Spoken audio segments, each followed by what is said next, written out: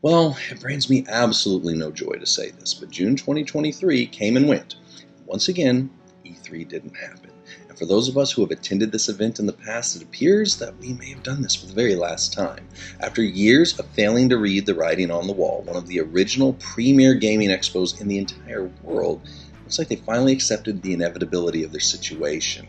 The Electronic Entertainment Expo is not returning this year, physically, electronically, or in any other form.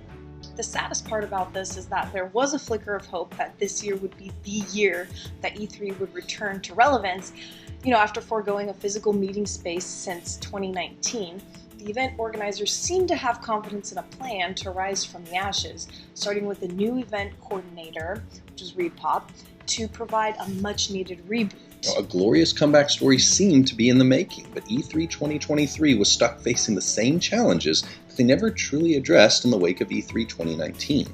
All of their former dance partners, Sony, Microsoft, Nintendo, politely declined their party invitations, as they no longer needed a stage presence at E3 to gain worldwide awareness of their platforms or their titles. One by one, major publishers such as Ubisoft and Sega, who had previously expressed interest in attending this year's event, started to kind of cancel last minute.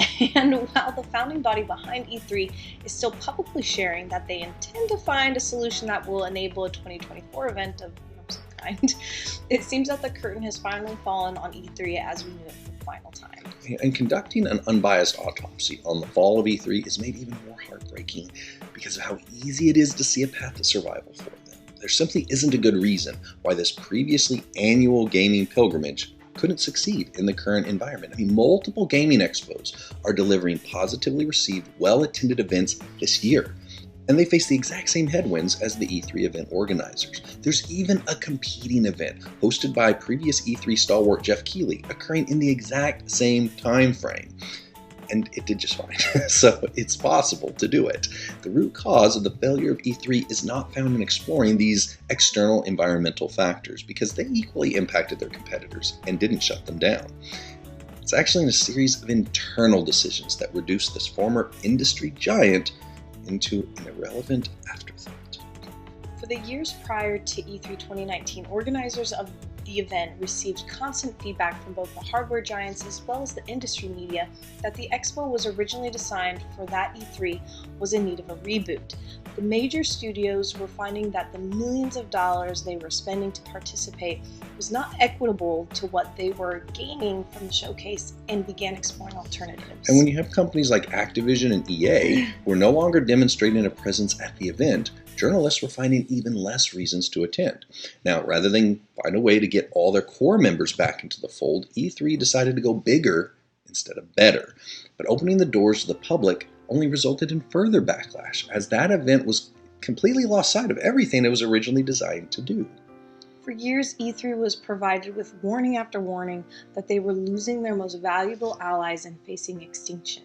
But they failed to listen, deciding to co-spy on their name, recognition, and past glory, while their competitors chose to watch and learn from their mistakes. And the even more tragic reality about the fall of E3 is that many of us face many of these exact same challenges and follow a similarly flawed pattern of judgment. And there's much to learn from E3's failure if we're willing to do the one thing that they wouldn't do. But to get there, we're going to first need to look at another painfully tragic and unnecessary fall from grace. The very first king of Israel, King Saul. And Saul is one of the most complicated character studies in the entire Bible. This is a man who was handpicked by God to be the very first king of his chosen people. The beginning of Saul's story reads like an inspirational Hallmark movie. Without all the snow. He was a classic underdog born to one of the lowest ranking families from the smallest tribe in Israel. He wasn't seeking out a life of destiny or fame. No, this was just an ordinary guy with very little significance other than apparently being tall and handsome. The Bible needed to point that out for us. And at the time, he was performing a pretty unexciting job. He was just looking for some lost donkeys, when his path led him on a collision course with the prophet Samuel. And Samuel changed the entire narrative of Saul's life, bestowing the honor of becoming king on his shoulders. And for a short time, it appeared that Saul would become the hero that Israel had been searching for. He demonstrated ministries of a victorious king, as he even prophesied at one point, and much like the incredible rise of E3, Saul's future was looking so bright, he would have wore shades if, they made them back then. Right people, right place, right time. All systems seem to be coming up green to go. So, what went wrong? Well, here's what both of these stories have in common. Both Saul and E3 suffered from a terminal state of arrogance that prevented them from learning from their mistakes. They lacked what the Bible calls a teachable spirit. Both of them reached the highest of highs, attaining a plateau that should have allowed them to ride the wave of success that they had inherited. Saul was given the position of head of the table for a country that was called God's chosen people. And E3 had the eyes of the entire world on them as they were in the favorable position of sharing the biggest announcements in the gaming world within the world's fastest growing form of entertainment. But rather than seek to understand and grow from their mistakes, they chose to double down on them and pursue them to their logical and unfortunate conclusion, and create the opening for those who would go on to replace them. Saul had the benefit of having access to one of the greatest prophets in the history of the planet as a personal advisor. He'd tell him literally anything he needed to know and what to do, but Saul's rebellious heart prevented him from actually hearing and following Samuel's wisdom over and over again. Saul had opportunities to course correct. While Saul was mindlessly pursuing his future replacement David, because he was trying to murder him, Saul's life was spared on more than one occasion by the very man he was trying to kill. But each time Saul was given a new lease on life, he refused to learn his lesson. And he went right back to hunting David.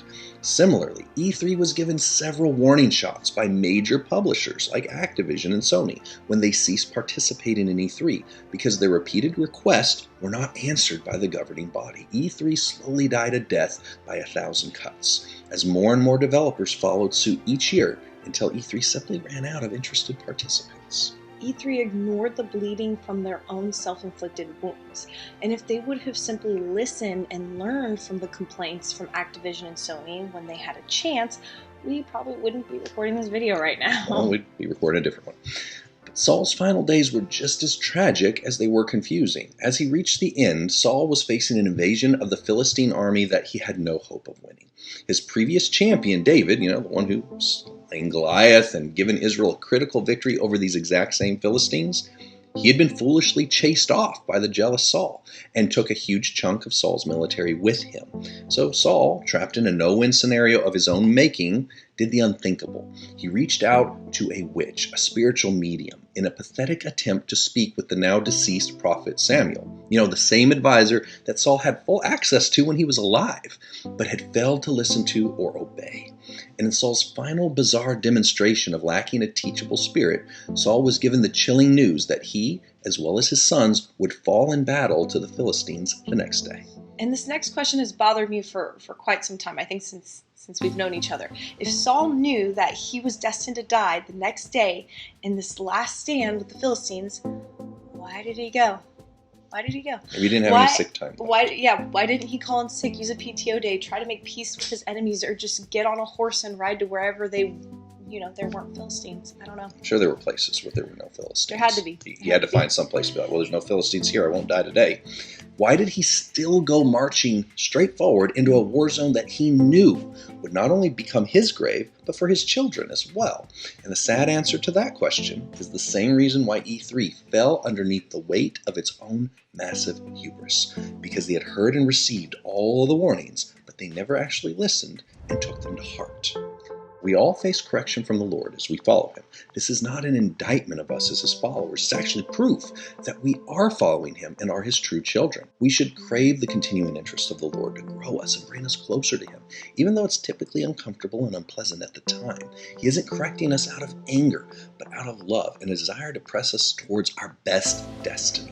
His guidance will always place us at an unwanted crossroads, and He will send warning after warning on to prevent us from falling to the same fate that awaited both King Saul as well as the E3 event organizers, a warning they refused to listen to even when it came from some very unexpected but trying to be helpful sources. E3 turned a blind eye to the exodus of every developer who had once depended on them for exposure and a closed ear to the complaints from those who had their best interests at heart. And the people who warned them and could have guided them through this storm are now running more successful annual events in the very shadow of E3's demise. King Saul also put his fingers in his ears and closed his heart to the guidance from the very Lord who chose him, and Saul's rebellion and arrogance became the catalyst for for a man after God's own heart to replace Saul as king. And now the question turns to us. How teachable is our spirit? What area of our lives has the Lord been probing and pushing us to deal with? Will we just keep on moving past it in the hopes that it will somehow solve itself? What correction has He lovingly given us, but we keep on doing the same thing and praying for a different result? The Lord is not willing that any of us should perish. That is why He brings others into our path to correct us, guide us, and show us a better way. We'll all get it wrong sometimes. I know I do on a daily basis. I was about to say. And it's because of the Lord's incredible grace that He does more than simply cleanse us of our sins. He corrects us so we can avoid the pain of the consequences that even forgiven sins will bring us. So let's not despise the chastening hand of our loving Father. Let's make today the day that we finally get that spiritual check engine light serviced.